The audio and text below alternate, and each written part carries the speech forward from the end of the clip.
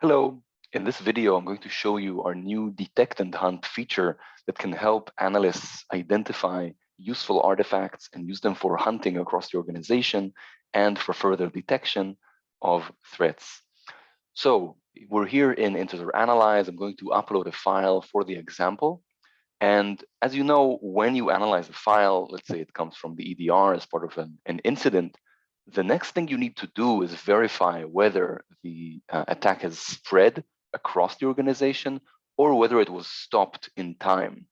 So we need to collect the right artifacts from the analysis in order to be able to query that data in our EDR and other sensors. So in this analysis, I can see that the RAMNet is the threat I'm dealing with, and of course, I can find additional connections from the Intezer technology that shows us the code connections here. But in order to properly identify the infection, I need behavioral data that can be queried in my EDR and other sensors. Usually, it's very difficult to collect the right data for actionable intelligence because behavior can be used for, legitimate purposes and malicious purposes, and it's very difficult to differentiate between the different artifacts and behaviors that we find. What we did in Intezer is what we always do. We apply the layer of reuse to this equation, and we look at all of the behavioral data and compare it to our database and to previously seen behavior from trusted software and the malware. So here we have a clear view of different types of artifacts.